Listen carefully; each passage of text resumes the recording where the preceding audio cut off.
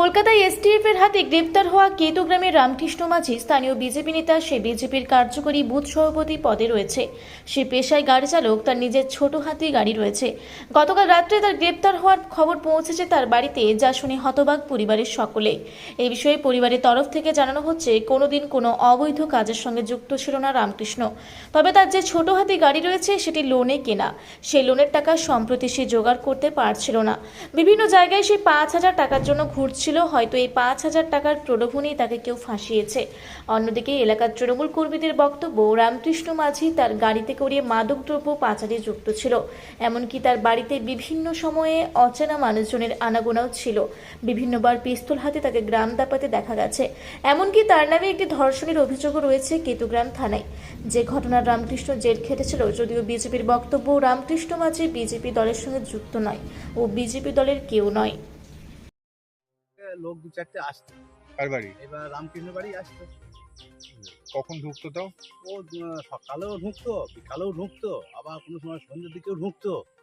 আবার ও কোনো সময় হয়তো মোটরসাইকেল করে বেরিয়ে যাচ্ছে, কে কোথায় যাচ্ছে সেটা তো কেউ কিছু খবর পাওয়া যায় না।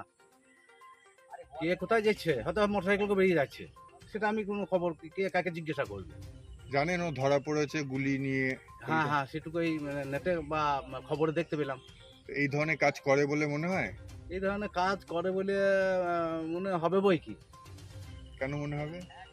ও তো হুট করতেই তো হুমকি দেওয়া, কিছু হলে না হলে হয়তো হুমকি দিত। বা আমার হয়তো ওদের যে বাগানে, এই সামনে বাগানে এলে পরে কোনো কিছু করলে পরে বলতে খালি লাঠি টাঙি এই সমস্ত বার করা। হ্যাঁ, ওর বাবা, তারপরে দাদু হয়তো কোনো সময় সান্ত্বনা দিত, কোনো সময় হয়তো ওটা উত্তেজিত হতো, এই সমস্ত। বন্দুক টন্দুক নিয়ে কোনো ভয় না, দেখিয়েছে বন্দুক নাকি? নিয়ে দেখি নাই কোনোদিন। যেটা বন্দুক দেখি নাই সেটা তো ফালতু বলে দিয়ে তো লাভ হবে না। কি নাম আপনার? আমার নাম নন্দনময় মুখার্জি। বলছি, আপনার স্বামী ধরা পড়েছে কালকে কলকাতায়। হ্যাঁ জানি। কেন এইভাবে? এইভাবে আমরা এসব ব্যাপারে কিছু জানতামই না, যে এইসব কি, আর ওকে আমি কখনো ভাবিওনি যে ওইসব কাজে জড়িত থাকবে। আর ও কিসের জন্য যে এইসব করেছে সেটাও আমরা জানি না, আমাদেরকে জানাই নি কিছু। তো কি মনে হচ্ছে? আমরা হয়তো ভাবছি যে ও কোনো কারণে হয়তো আনতে গেছে, তাছাড়া কিছু নয়। তাহলে কি টাকার জন্যই কি এটা করেছে? হয়তো গাড়ির ইএমআই ছিল, হয়তো দিতে পারেনি, এমন তো? আমাদের গাড়ি সেরকম কোনো কিছুই বাকি নেই, সব দেওয়া হয়ে গেছে। সবই কিছুই নেই, কিস্তি বাকি বা কিছু এইসব কিছুই নেই। আপনার স্বামী মানে আগে এরকম কিছু করতো? এরকম আমি কখনো দেখিনি, করার করতো সেটাও ভাবতে পারছি না। আর কখনো কেউ বাড়িতে আসা যাও সেরকম দেখিনি। তাহলে কি মনে হচ্ছে, ফাঁসানো হয়েছে? এরকম তো মনেও হচ্ছে যে ফাঁসিয়েছে হয়তো কেউ কোনো রকম ভাবে।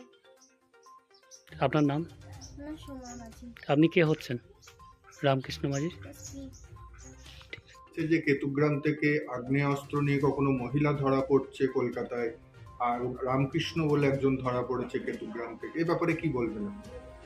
আমার মনে হয় এরা একটা বিরাট কোনো ষড়যন্ত্রের সঙ্গে যুক্ত আছে, এবং কেতুগ্রাম পূর্ব বর্ধমান জেলা বা পার্শ্ববর্তী কোনো জেলাতে বা আমার কেতুগ্রামেও কোনো একটা বিশৃঙ্খলা দাঙ্গায় থেকে লাগাবার একটা প্ল্যান আছে, এবং অস্ত্র কারবারিদের সঙ্গে এদের যোগাযোগ আছে। কাদের? এই যে রামকৃষ্ণ মাঝি, এ একজন বিজেপি কর্মী। সে হচ্ছে জেডপি 46-এর এই শিলকাষ্টে মোর্চার সভাপতি ছিল।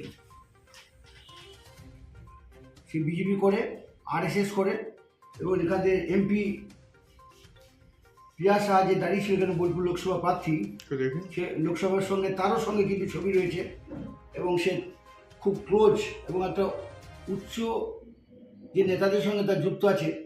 আমরা জানি না এটা এর জাল কতদূর পর্যন্ত বিস্তৃত, এটা এবং স্টেট লেভেল থেকে নেতাদের সঙ্গে বা অন্য কোনো এদের সঙ্গে যুক্ত আছে কিনা সেটা আমি বলতে পারছি না। এসটিএফ ধরেছে ধর্মতলাতে, সেই অস্ত্র এখানে আসতো কিনা, এবং এখান থেকে অস্ত্র নিয়ে যদি অন্য জায়গায় গিয়েও থাকে, তাহলে এখানে আরও যে র্যাকেটগুলো আছে এখানে তাদের আমার যেহেতু খবর নিয়েছি, এখানে একটা মহিলা র্যাকেট আছে ওর সঙ্গে, এবং এর বেশ কিছু লোক রয়েছে যারা এর সঙ্গে যুক্ত রয়েছে, এবং বিভিন্ন সময়ে তারা এই এলাকায় বিশৃঙ্খলা লাগিয়েছিল। যদিও আমরা অস্ত্রশস্ত্র বা এরকম কার্তুজ বা রিভলভার পিস্তলের ব্যাপার সঙ্গে যুক্ত, এটা আমরা আগে কোনোদিন জানি না। তো আমার মনে হয় যদি এখান থেকে মাল নিয়ে গিয়ে ধর্মতলা বা কোথাও সাপ্লাই করে থাকে, তাহলে এখানেও যদি সার্চ করা হয়, তাহলে এটা কিন্তু এখান থেকেও ওই অস্ত্রশস্ত্র বেরোতে পারে বা কাতুই টাতুই এদের বাড়ি থেকে বেরোতে পারে, এবং এদের যে সাগের আছে যাদের সঙ্গে যুক্ত, তাদের কাছ থেকে এটা বেরোতে পারে। আমি এইগুলোকে আমার পার্টির ঊর্ধ্বতন কর্তৃপক্ষকে জানাবো। কালকে আমার বর্ধমান জেলার মিটিংয়ের পরে আমি খবরটা পাই। আমি লোকাল পুলিশকে যদিও জানিয়েছি, এবার আমার পুলিশের হায়ার অথরিটিকে জানাবো এবং আমার পার্টির ঊর্ধ্বতন কর্তৃপক্ষকে জানাবো। দলকে কি জানাবেন?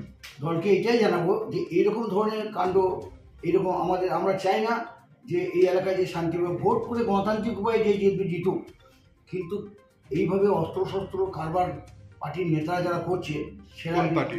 বিজেপি পার্টি, যে বিজেপি পার্টি রামকৃষ্ণ মাঝি এর নাম, এর জেপি 46-এর এসসি মোর্চার সভাপতি ছিল এবং একদম বিজেপি এবং আরএসের সঙ্গে সক্রিয় কর্মী, সে বিষয়ে কোনো সন্দেহ নাই। কিন্তু বিজেপি বলছে যে কোনো বিজেপির নেতা তো দূরের কথা, এই তো কর্মী আমার না। কাছে রয়েছে, সে নিজে ছেড়েছে মোবাইলে, বিজেপি বলবে কি করে?